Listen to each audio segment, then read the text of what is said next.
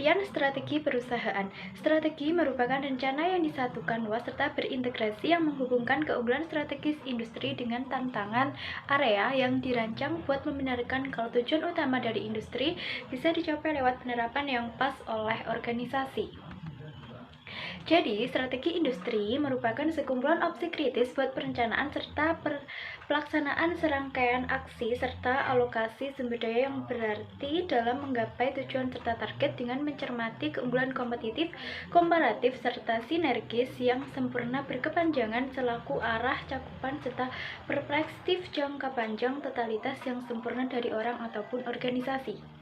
Saya, Novita Putri Ramdhani, akan menjelaskan tentang macam-macam strategi perusahaan menurut David 1998 dan Porter 1980.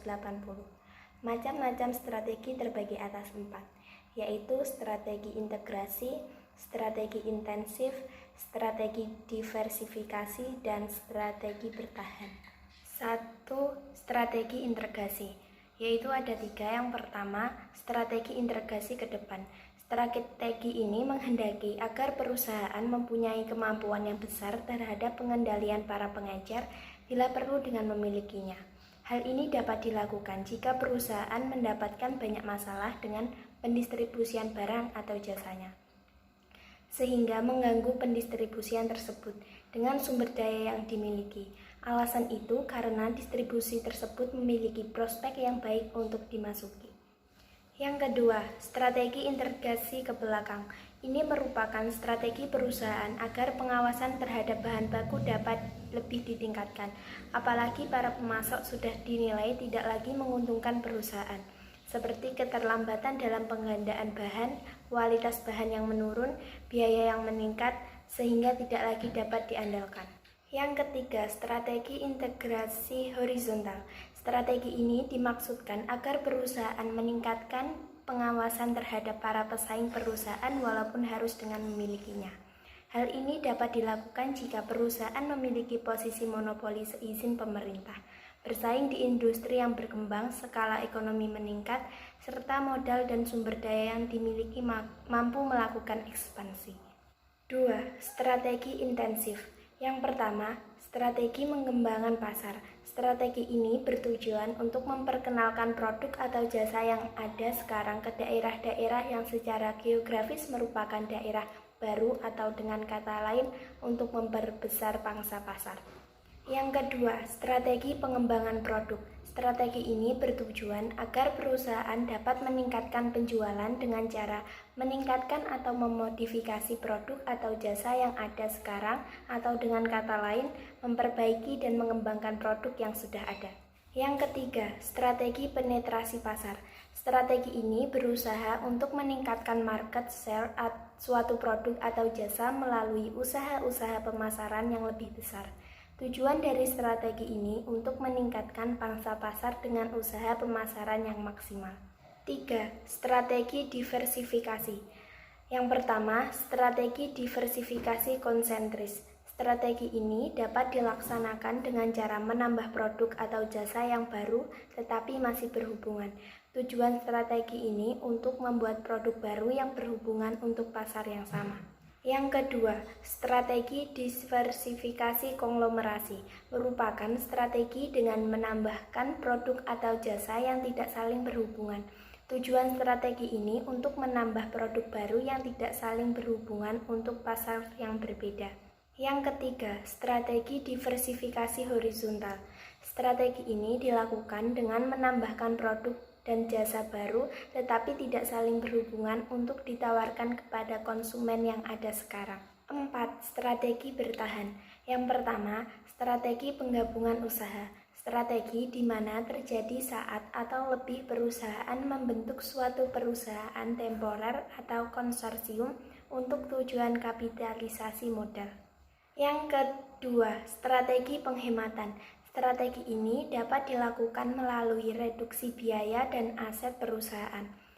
Reinstatement disebut juga turnaround yang dirancang agar perusahaan mampu bertahan pada pasar pesaingannya. Yang ketiga, strategi pelepasan. Strategi ini merupakan strategi menjual satu divisi atau bagian dari perusahaan Strategi ini sering digunakan dalam rangka penambahan modal dari suatu rencana investasi atau untuk menindaklanjuti strategi ekuisi yang telah diputuskan untuk proses selanjutnya. Strategi ini dapat dilaksanakan melalui reduksi biaya dan aset perusahaan. Reinstatement disebut juga turnaround yang dirancang agar perusahaan mampu bertahan pada pasar persaingannya. Yang keempat, strategi likuidasi. Strategi ini merupakan strategi menjual seluruh aset perusahaan yang dapat dihitung nilainya. Strategi ini bertujuan untuk menghentikan operasi perusahaan atau menutup perusahaan tetapi peneruskan akan tetap rugi. Yang kelima, strategi kombinasi. Ini merupakan gabungan dari dua strategi yang total nilainya tidak jauh berbeda. Strategi ini memungkinkan untuk diterapkan jika sumber daya dan kondisi perusahaan mampu menerapkan kedua strategi kombinasi ini. Saya Evina Tamkusna akan menjelaskan tentang tingkatan strategi perusahaan. Yang pertama, strategi korporat. Strategi pada level puncak berupaya untuk menentukan arah dan keterpaduan dari perusahaan. Arah dan strategi korporasi membangkitkan minat terhadap tujuan dan misi yang diemban. Sementara itu, keterpaduan amat penting bagi penyatuan langkah dan kerjasama antara unit dalam organisasi. Perusahaan yang telah memiliki banyak unit bisnis terkadang merasa kurang perlu untuk melakukan perumusan strategi di awal level korporat. Ini disebabkan masing-masing unit bisnis memang telah memiliki strategi tersendiri. Akan tetapi, apabila terjadi konflik kepentingan di antara unit-unit bisnis di bawah naungan perusahaan yang sama, barulah bisa dirasakan betapa besarnya manfaat strategi korporat tersebut. Langkah mendefinisikan bisnis berkaitan dengan gambar tentang pilihan dasar ruang lingkup operasi baik secara horizontal, vertikal maupun geografis.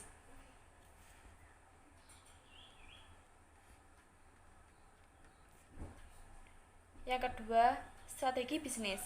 Strategi pada level unit bisnis yang dikenal dengan istilah SBU merupakan strategi yang ditetapkan pada peringkat divisi perusahaan. Divisionalisasi organisasi perusahaan ini diperlukan dengan adanya pertumbuhan usaha.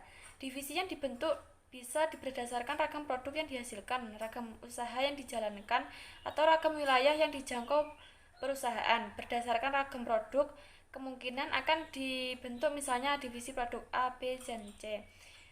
Berdasarkan ragam usaha, suatu perusahaan mempunyai beberapa divisi usaha seperti divisi perkapalan, agrobisnis, perbankan, industri pariwisata, dan lain-lain.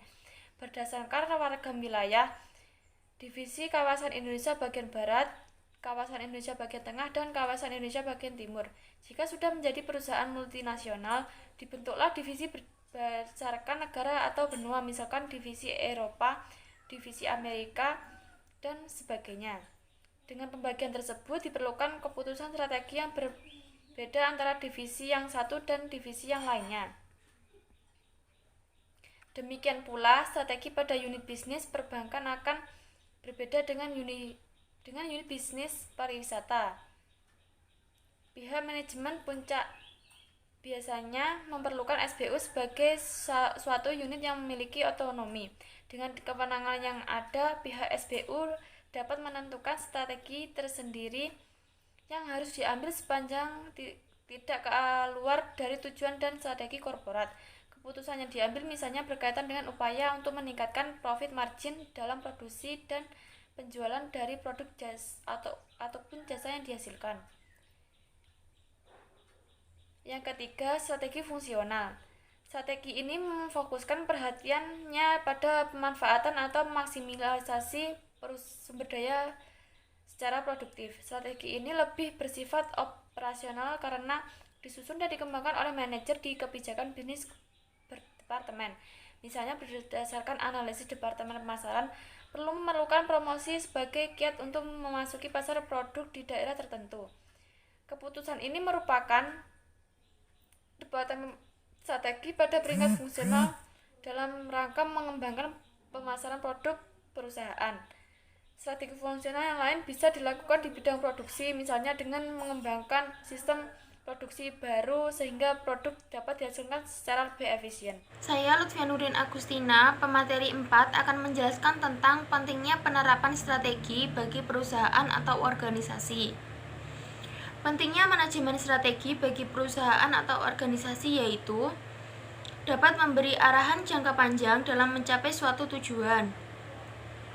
2. Memberikan aturan atau solusi dalam beradaptasi terhadap perubahan-perubahan yang terjadi di lingkungan sekitar.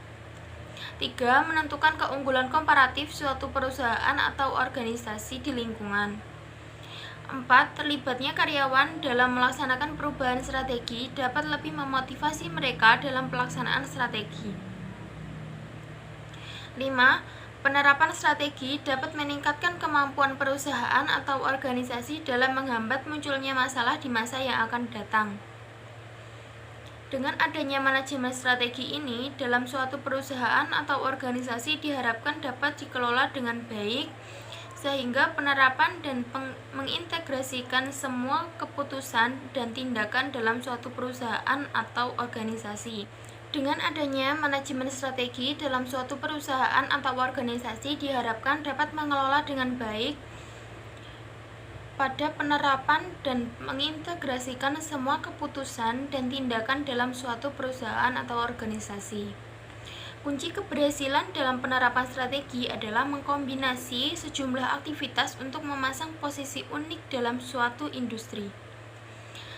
Strategi lebih berkaitan dengan memutuskan apa yang harus dilakukan dan apa yang tidak perlu dilakukan. Strategi menggambarkan tindakan-tindakan berlandasan tujuan yang akan diambil suatu perusahaan atau organisasi dalam mendapatkan keunggulan kompetitif yang berkelanjutan. Perusahaan yang memiliki keunggulan yang kompetitif dapat memberikan nilai unggul kepada pelanggan. Tahapan kegiatan dalam menjalankan strategi yaitu 1. Perumusan strategi. Dalam tahap ini merupakan tahap proses pengambilan keputusan untuk menetapkan strategi. 2. Perencanaan tindakan. Dalam tahap perencanaan tindakan ini merupakan tahap membuat rencana pencapaian atau sasaran atau program dan biaya yang harus dikeluarkan sesuai dengan arahan visi dan misi. 3. Implementasi. Dalam menjamin keberhasilan strategi yang telah direncanakan harus diwujudkan dalam tindakan implementasi yang cermat serta unsur-unsur yang sesuai dengan strategi. Materi selanjutnya adalah tentang konsep strategi dalam suatu perusahaan. Yang pertama, distinctive competence adalah tindakan yang dilakukan oleh perusahaan agar dapat melakukan kegiatan lebih baik dibandingkan pesaingnya.